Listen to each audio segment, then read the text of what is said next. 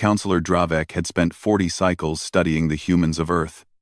He had read their books, watched their entertainment, and analyzed their history. In all that time, he had never truly understood them. They were a strange species, emotional, contradictory.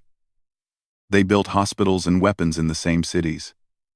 They wrote poetry about love, and then marched to war. They seemed unremarkable compared to the ancient empires that ruled the galaxy. But on this day, in the great council chambers of Velthera Prime, Dravek would begin to understand why every old empire whispered about humans with fear in their voices. The council chamber was enormous. 1,000 representatives from 100 species sat in curved rows that rose toward the ceiling. Light filtered through crystal windows, casting rainbow patterns across the polished floor. This was where the galaxy made its decisions. This was where peace was maintained and wars were prevented. Today, the chamber was filled with tension. An emergency transmission had arrived 3 hours ago. The Keth Dominion, a brutal empire known for conquest and cruelty, had invaded the Sindari colonies. The Sindari were a peaceful species. They had no military. They had no weapons. They lived under galactic protection, a status that was supposed to keep them safe. It had not kept them safe. The holographic display in the center of the chamber showed images from the invasion. Keth warships filling the sky. Soldiers marching through burning streets. Sindari civilians running in terror. The images were difficult to watch, but the council watched anyway. They had to understand the situation before they could decide what to do. Representative Vorath of the Melian Consortium spoke first. His voice was calm and measured. The Keth Dominion has violated galactic law. This is clear. However, we must consider the practical reality. The Keth military is vast. Their technology is advanced. Any intervention would cost millions of lives and trillions in resources. Murmurs of agreement rippled through the chamber. Representative Thessa of the Valoran Empire stood next. Her scales glittered under the lights. We condemn this action in the strongest terms. We will issue formal protests through diplomatic channels. We will impose economic sanctions. But direct military intervention is not possible at this time. More agreement. More nodding heads and clicking mandibles. Dravek sat in the observation section, recording everything for the Galactic Archive. He had seen this before. The great powers of the galaxy were skilled at expressing concern. They were less skilled at taking action. It was easier to condemn from a distance than to risk blood and treasure. The human delegation sat in a small section near the back of the chamber. There were only 12 of them. Humanity was a young species with a modest territory. They had been part of the galactic community for only 300 years. They rarely spoke during council sessions. They watched and listened and learned. Today, one of them stood up. His name was Daniel Price. He was the human ambassador, a man of average height, with gray hair and tired eyes. He wore a simple dark suit, nothing like the elaborate robes and ceremonial armor of the other delegates. He waited until the chamber fell silent before he spoke. "I have one question," he said. His voice was calm, almost gentle. "Are there children in those colonies?" The chamber went quiet. Representative Vorath looked uncomfortable. "The Sindari reproduce quickly." "Yes, there would be many young among the population." Daniel Price nodded slowly. He did not say anything else. He simply turned and walked toward the exit. The other 11 humans rose and followed him. They moved in silence, their footsteps echoing in the great chamber. Dravek watched them go with confusion. No dramatic speeches. No threats or demands. Just a simple question, and then nothing. He did not understand what he had just witnessed. 2 hours later, he understood. The news spread through the council like fire through dry grass. The United Human Nations had declared war on the Keth Dominion. Not sanctions. Not protests. War. Total and unconditional war. The chamber erupted in chaos. "They are insane," Representative Vorath shouted. "The Keth will destroy them. Human military strength is a fraction of the Dominion's power." "This is suicide," Representative Thessa agreed. "They have doomed their species for a people they have no alliance with. No treaty obligations. Nothing. Dravek listened to the reactions around him. Shock. Disbelief. Some called the humans foolish. Others called them brave. Most called them doomed. He found himself moving before he made a conscious decision. He approached the council administrator and requested permission to embed with a human fleet. He wanted to document what was about to happen. He expected to witness the extinction of a species. It would be a tragedy, but it would also be historically significant. His request was granted within the hour. The human carrier ship was called the Defiant Heart. It was not the largest ship Dravek had ever seen, but it was well maintained and efficient. Human ships were like that. Practical, functional, nothing wasted. Captain Laura Bennett met him at the docking bay. She was a woman in her 40s, with short brown hair and sharp green eyes. She wore a simple uniform with no decorations except for a small pin on her collar. She smiled when she saw him, but the smile did not reach her eyes. "Counselor Dravik," she said, "welcome aboard. I understand you want to document our little adventure." "I am a historian," Dravik replied. "I record events for the Galactic Archive. Your declaration of war is unprecedented. I wish to understand why." Captain Bennett studied him for a moment. There was something in her gaze that made Dravek uncomfortable. It was not hostility. It was something deeper. Something he could not name. "You want to know why we are going to war for strangers," she said. "For a species we have never met. For children we will never know. Yes, it does not make logical sense. The cost will be enormous. The Keth are stronger than you. You must know this." Captain Bennett turned and began walking into the ship. Dravik followed her through corridors filled with crew members preparing for departure. Everyone moved with purpose. Everyone had a job to do. "Let me ask you something, Counselor," Bennett said without looking back. "If you saw a child being beaten in the street, would you walk past because helping them would be inconvenient? That is different. That is one child. You are talking about a war that could destroy your entire species. Is it different?" Bennett stopped and turned to face him. "A child is a child. Whether it is 1 or 1,000,000. Whether they look like us or not. Someone has to stand up. If not us, then who?" Dravek had no answer. The ship hummed to life around them. The Defiant Heart was preparing to jump to hyperspace. In a few hours, they would be in Sindari territory. In a few days, they would face the Keth Dominion. Dravek looked at Captain Bennett and saw no fear in her eyes. Only determination. Only purpose. He began to wonder if he had made a mistake. He had come to document a tragedy, but something told him he was about to witness something else entirely. The Defiant Heart jumped to hyperspace, and Counselor Dravik began his journey into the heart of human nature. The Defiant Heart traveled through hyperspace for 6 days.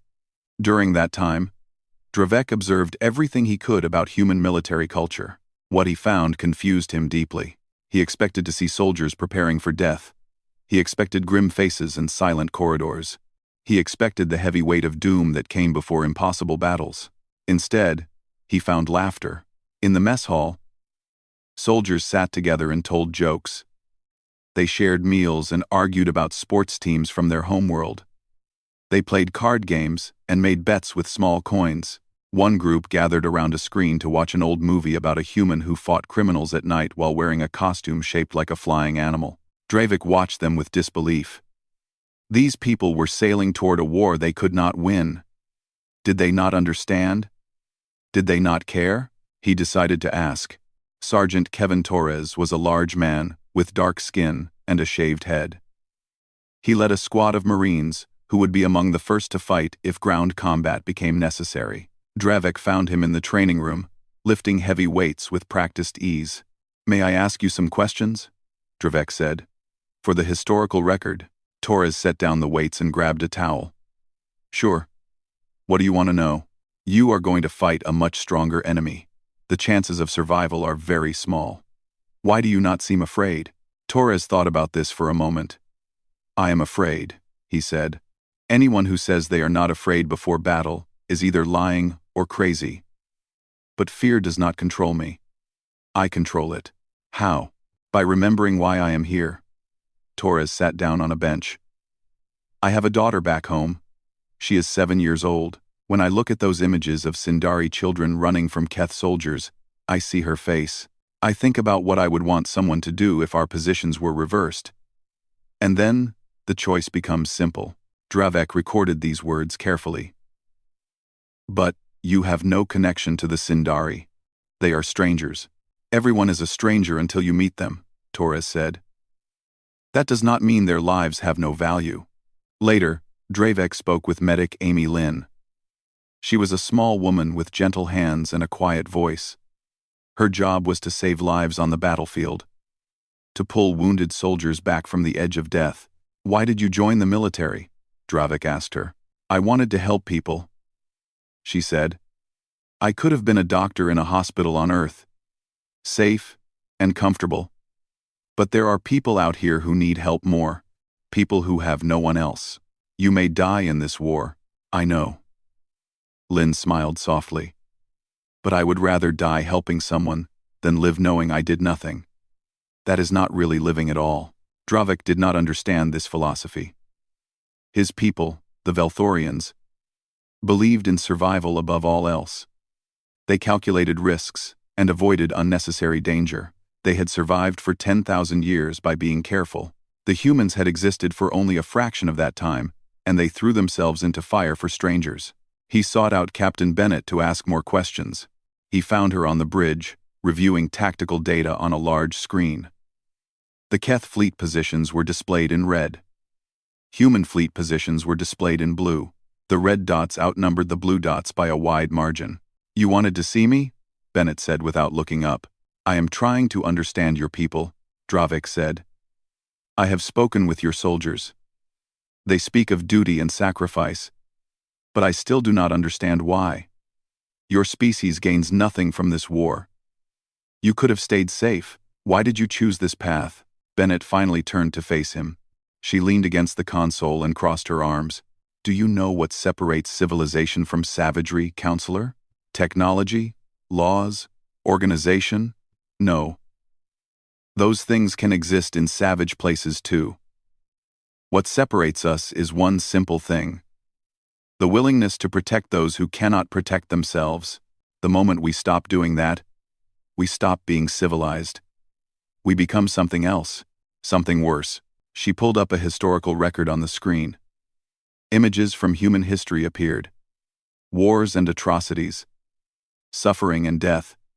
But also resistance. People standing against evil even when they had no chance of winning. Throughout our history, there have always been two kinds of people, Bennett said. Those who prey on the weak, and those who stand against them. The predators are always stronger at first. They have more power, more weapons, more soldiers, but they always lose eventually. Do you know why? Dravek shook his head. Because people get tired of being afraid. They get tired of watching innocent people suffer. And when enough of them decide to stand up, no force in the universe can stop them. She showed him more images. Resistance fighters in ancient wars. Ordinary people hiding refugees from killers. Soldiers charging into certain death to buy time for civilians to escape. We have a saying, Bennett continued. The only thing necessary for evil to triumph is for good men to do nothing. We refuse to do nothing. Even if it costs us everything. That night, Dravek accessed the human historical database in his quarters. He read about their wars. Not the victories, but the desperate stands. The moments when humans faced impossible odds and fought anyway. He read about soldiers who held bridges against armies. Medics who ran into fire to save the wounded. Pilots who crashed their planes into enemy ships to protect their carriers.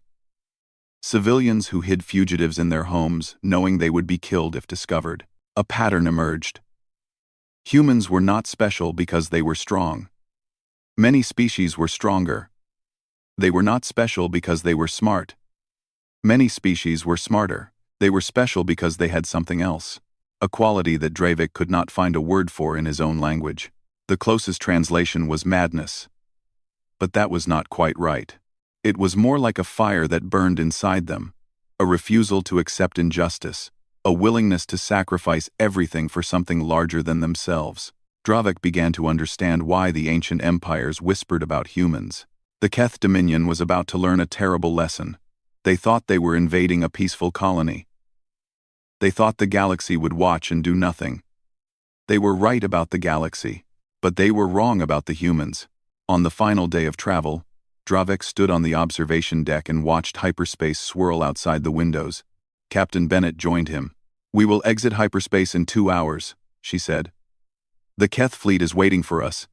They outnumber us 3-1. Your people will die," Dravik said. "Some of us will. Probably many of us. But we will make sure their deaths mean something." "How can you be so calm?" Bennett looked at him with those sharp green eyes. "Because I know exactly what I am fighting for. When you have that, fear becomes smaller. Death becomes acceptable. Victory becomes possible."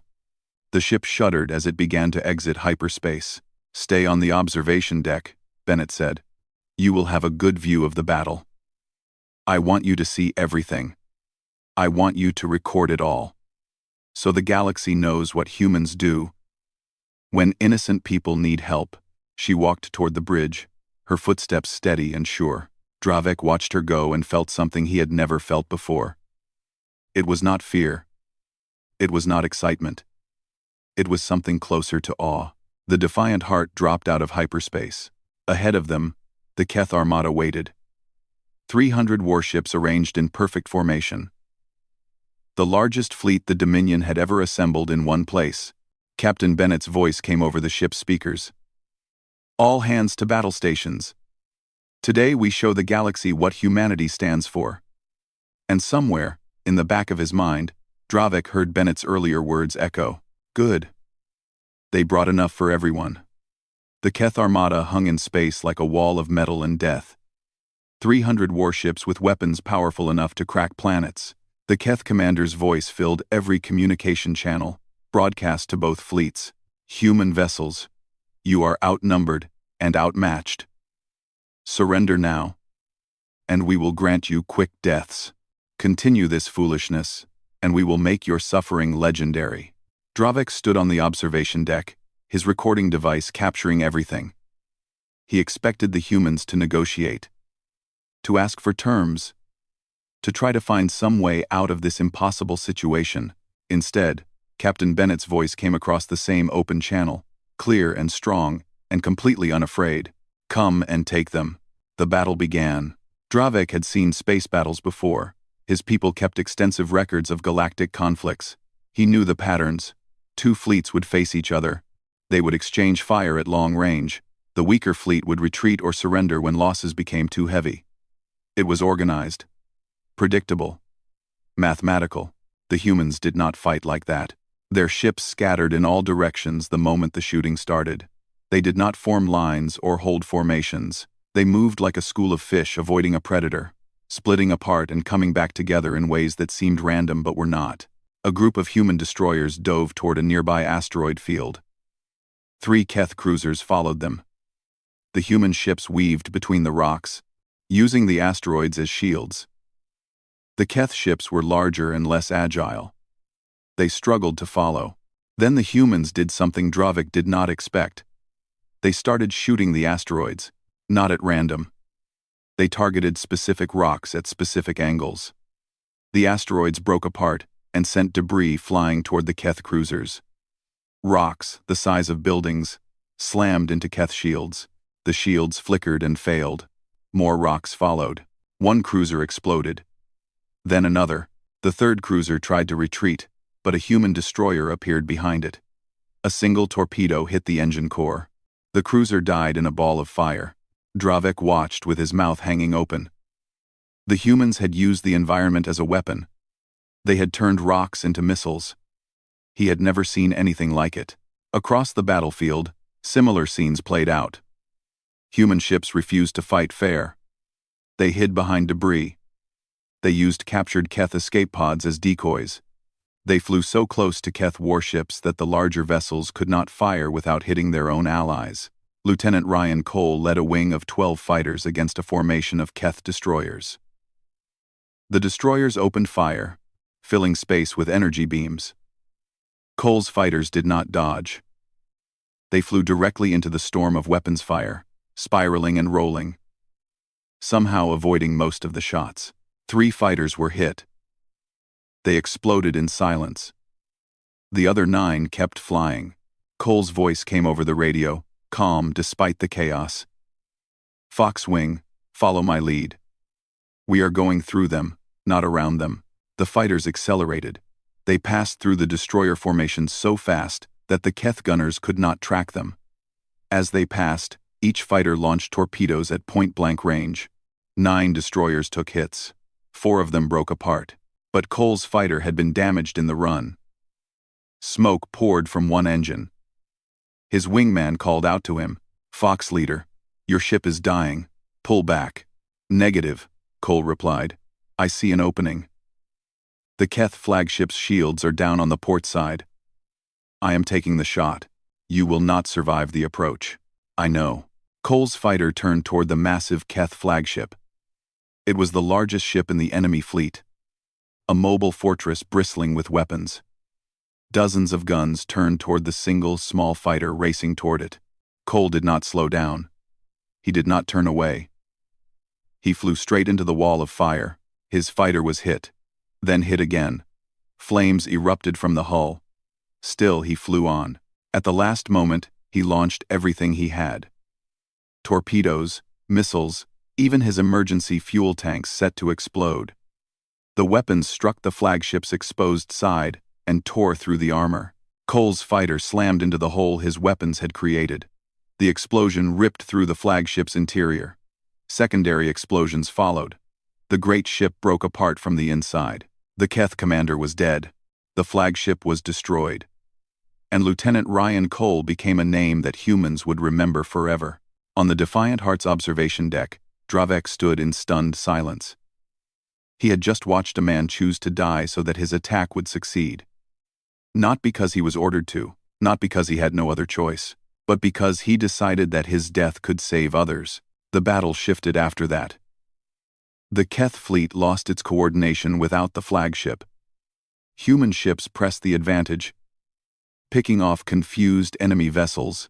The 3-to-1 advantage meant nothing when the Keth could not fight back effectively. But the battle was not over. On the surface of Sindari Prime, Keth ground forces still held the colony. Thousands of Sindari civilians remained trapped. Captain Bennett called for volunteers to join a ground extraction team. It would be dangerous. Landing in an active war zone, fighting through Keth soldiers, evacuating civilians while under fire. Many would not come back. Every single Marine on the ship volunteered. Sergeant Torres was selected to lead the team. Medic Lin joined as well. And, for reasons he did not fully understand, Dravak asked to go with them. "Why?" Torres asked him. "You are a historian, not a soldier." "Because I need to see," Dravak said. "I need to understand what humans will do when the fighting is face to face. When there is no distance. No shields. Just soldiers and civilians and choices." Torres nodded slowly. "Stay close to me. Do not be a hero. Your job is to survive and tell this story." The dropship descended through fire and smoke. Keth anti-aircraft weapons tried to shoot them down. The pilot, a young woman named Jenny Park, flew through the storm of weapons with impossible skill. She brought them down in the middle of the colony, right next to a building where hundreds of Sindari huddled in fear. The ramp dropped. Torres led the charge. Keth soldiers waited outside. They were tall, armored, and brutal. They opened fire immediately. Torres did not hesitate. He ran toward them, shooting as he moved. His Marines followed. They crashed into the Keth line like a wave hitting rocks. The fighting was close and savage. Dravik watched humans battle creatures twice their size. They used guns, knives, and their bare hands. When one soldier fell, another took his place. They did not retreat. They did not surrender. Medic Lin ran between the fallen, pulling wounded Marines to safety. A Keth soldier lunged at her. She shot him without breaking stride, and kept running toward her next patient. Inside the building, Sindari children screamed in terror. Torres heard them. He fought his way to the door, took a wound to his arm, and kept fighting. He reached the entrance and turned to cover the evacuation. "Get them to the ship," he shouted. "Move, move, move." Sindari civilians ran past him. Old ones. Young ones. Children clutching their parents. Marines formed a corridor of protection. Standing between the civilians and the Keth, a Marine named Doug Fisher took a fatal shot while shielding a Sindari mother and her infant. He fell, and another Marine stepped over his body to continue the defense. They were dying, but they were saving lives. The last civilian reached the dropship. Torres was the final one to board. The ramp closed as Keth weapons fire bounced off the hull. Jenny Park lifted them off the ground and climbed toward space. They had saved 400 Sindari. 23 Marines had died. As the dropship rose above the clouds, Dravek looked out the window. Below, the colony burned. The Keith were destroying everything in anger at their defeat, but 400 people were alive who would have been dead. 400 people saved because humans decided that stranger lives were worth fighting for. Dravek looked at Torres, who sat bleeding from 3 wounds while Medic Lin worked to save him. "Was it worth it?" Dravek asked quietly. Torres looked up at him. His face was pale from blood loss, but his eyes were clear. "Ask those children," he said. "Ask them if their lives were worth it." Dravek had no response. The battle in space was winding down. The Keth fleet was broken. Human ships chased the survivors, destroying some and driving others away. It was a victory. An impossible, incredible victory. But it came at a cost.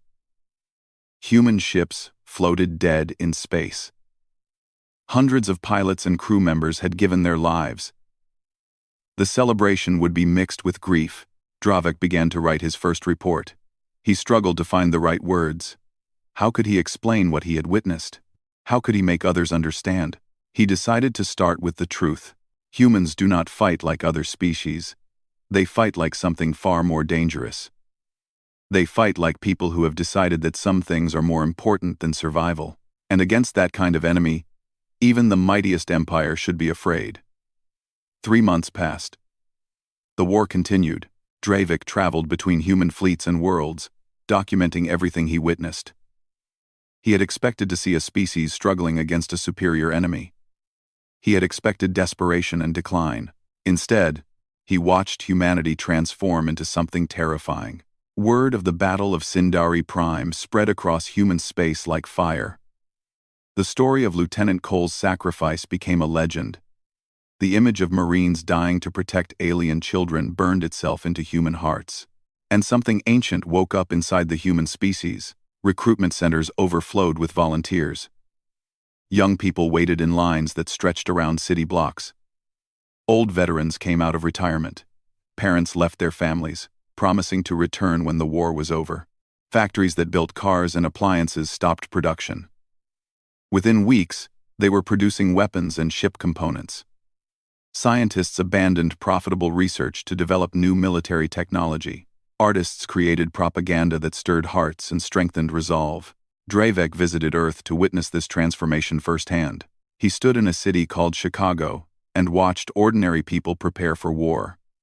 A teacher named Maria Gonzalez led a class of children during the day and trained with a rifle at night.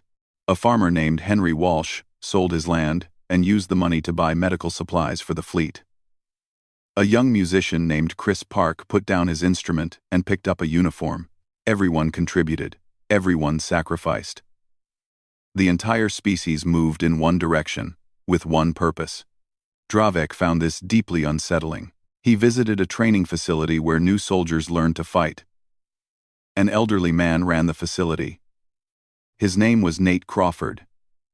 And he had fought in human wars before first contact with alien species. He was over 80 years old, but his eyes were sharp, and his voice commanded attention.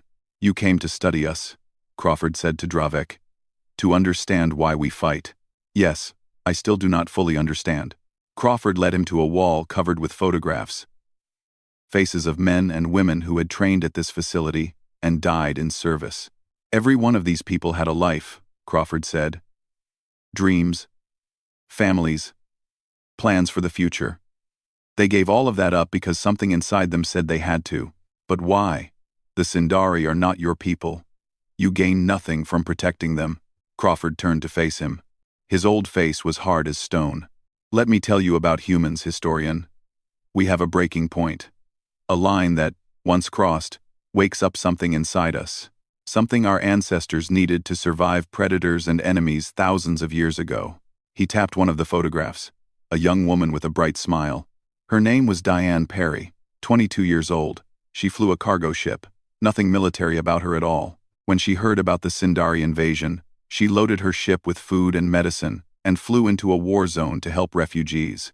Keth fighters shot her down. She died trying to protect people she had never met. Crawford's voice was steady, but his eyes showed pain. That is the human spirit. We cannot watch innocent people suffer and do nothing. It goes against something fundamental in our nature. The Keth crossed our line. They hurt children. They attacked the defenseless. And now they will learn what happens when you wake the sleeping giant. Dravek recorded these words and thought about them often. The war grew larger.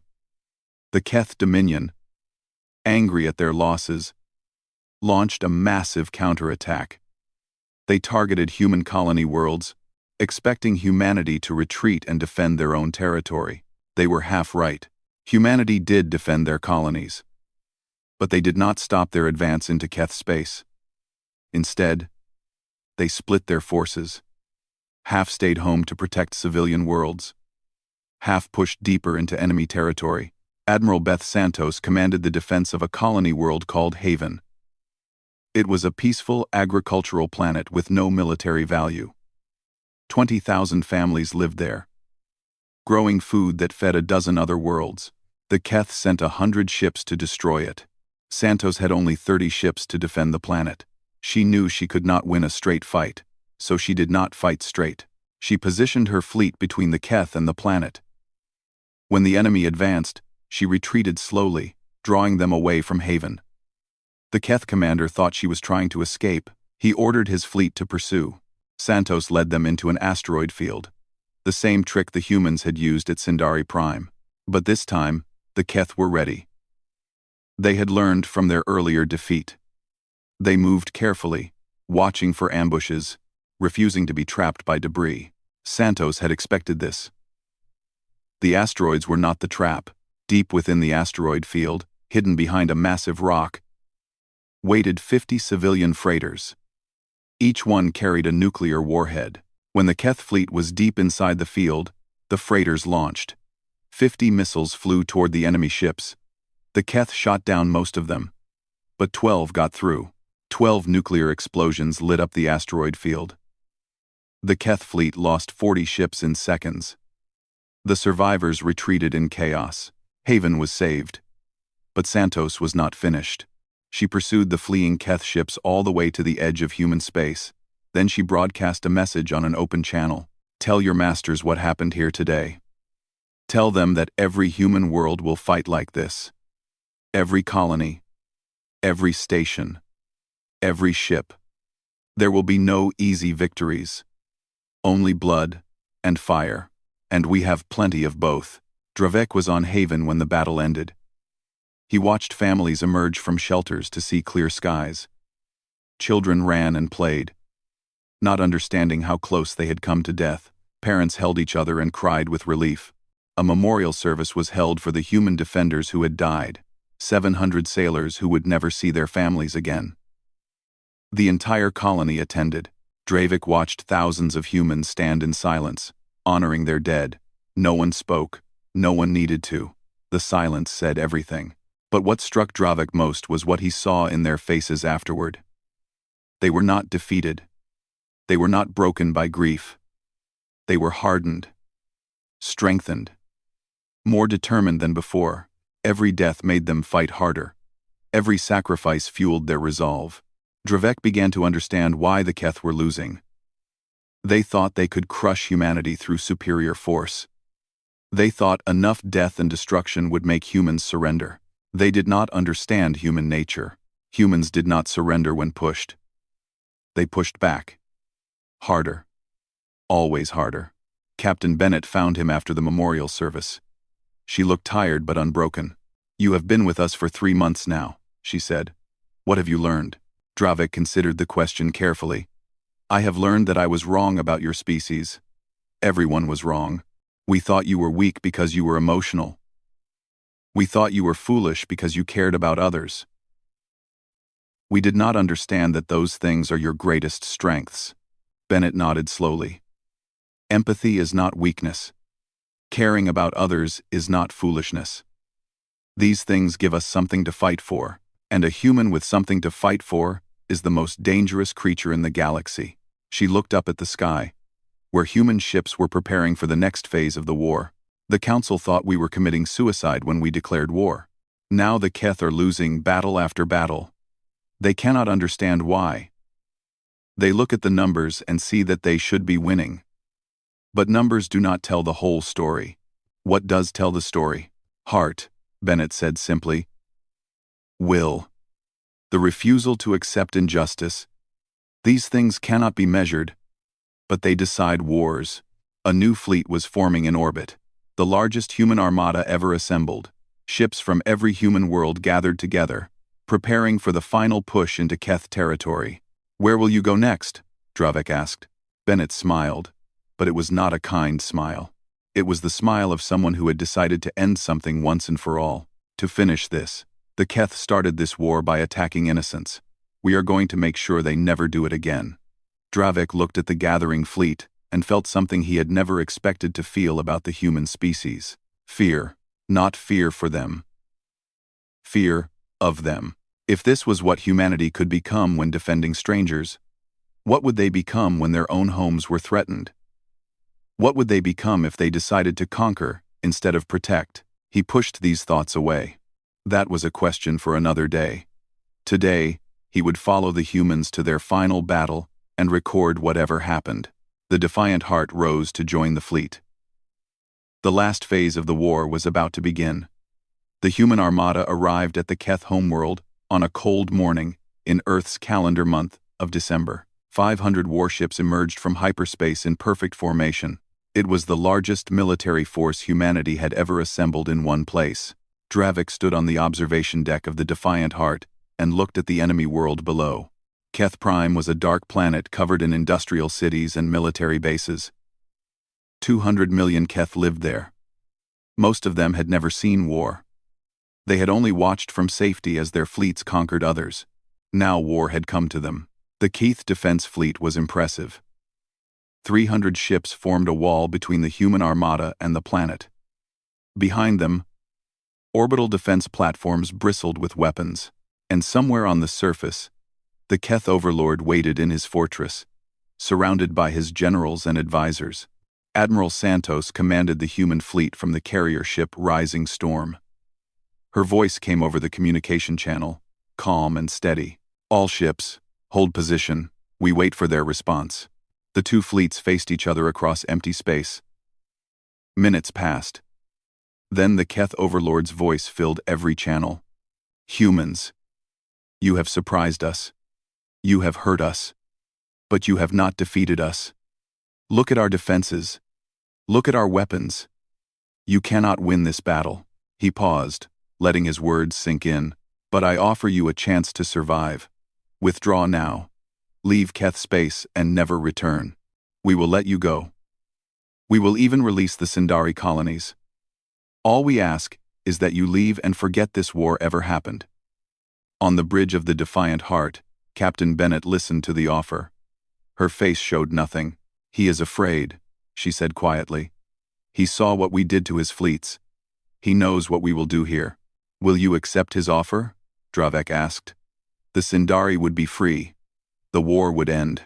Bennett shook her head. "And what happens next time? What happens when the Keth find another weak species to conquer? What happens when they decide to try again because they know the galaxy will not stop them?" She turned to face him. "We did not come here just to free the Sindari. We came here to send a message. To make sure this never happens again. Not by the Keth. Not by anyone."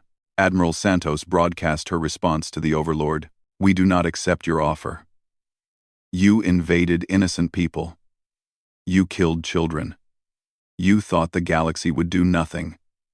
You were almost right. But we are not the galaxy. We are humans. And we do not forgive. We do not forget. We do not stop. There was silence for a moment.